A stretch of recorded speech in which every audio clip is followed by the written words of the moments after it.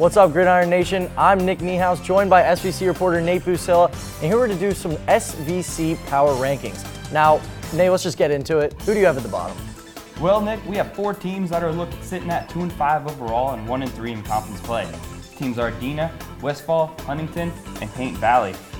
None of these teams have really had a big win on the season, and they haven't fared too well against the top 4 teams in the conference either.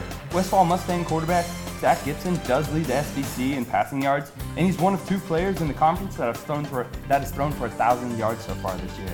He's completed 60% of his passes too, and that's second to only Southeastern's Lane Ruby, who has attempted 100 less passes than Gibson. Huntington quarterback Elijah McCloskey is 3rd in the SVC in passing yards, and he's 4th in rushing yards. He's also tied for the conference lead with 13 touchdowns overall. Huntsmen have had a couple of not so great in conference losses though against Paint Valley and Edina. From here on out, it appears as if Paint Valley is going to have the easiest schedule out of these 4 teams. Although they do face Southeastern this Friday, they'll then play Westfall and travel to Edina. So Nate, we just heard about the 4 bottom, but who do you have the top 4? First, we'll start with Paxton Red Streaks at number 4. They're 3-1 in conference, but they're 3-4 overall.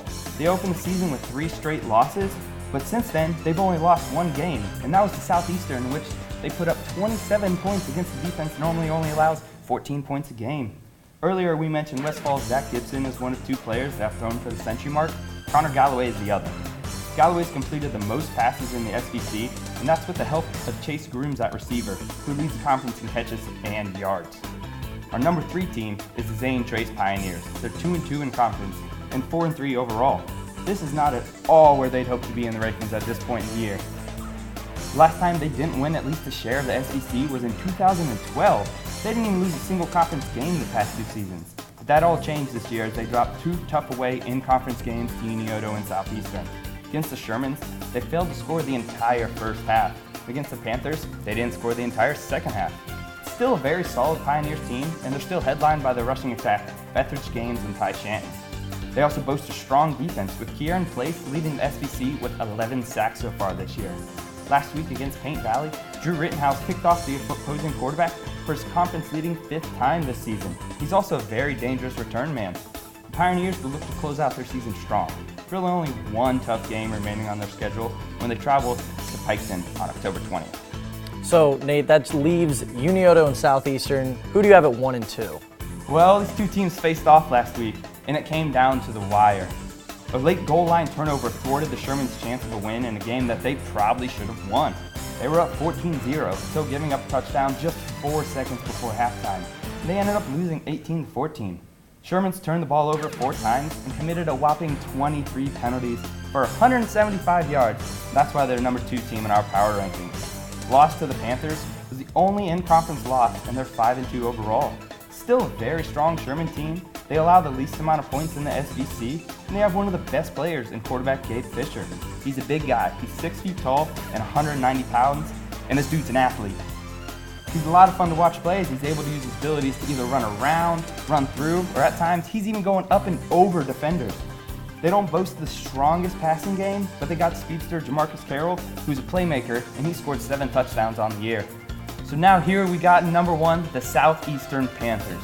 Now we all know about their running game. They have the 2 top backs in the SVC, and power back Carson Stauffer and slasher Dakota Hauser. Plus they have a stout defense.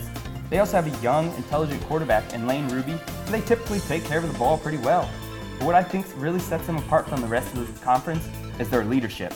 Just 4 years ago, this Panthers team went 0-10. The next year, 2-8. Following that, 6-4, and now here they are, undefeated at 7-0. And that's including a win against Zane Trace, which was their first against the Pioneers in 17 years. Just from watching their games, you can really tell how hard these guys have been working. They hit hard, they run hard, and they're doing that every single play. This is a group of young men that play as a team rather than individuals.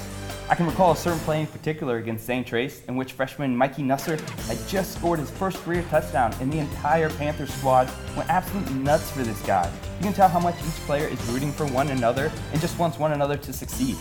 I think leadership at the high school level, or really any level, is key to success, and I know that 5th-year coach Evan Gallagher has to be proud of these guys. The Panthers appear to be in the driver's seat, as the remaining 3 games are against 3 of the bottom 4 teams in the conference. Having said that, I think there's a very good chance that these Panthers are able to win their first SVC title since 2001. Well, you just heard our power rankings for the Scioto Valley Conference, and we're heading to 2 games this week, so make sure to tune into WAB at 11:30 Friday night. For Nate Buccilla, I'm Nick Neihaus. Thanks for watching.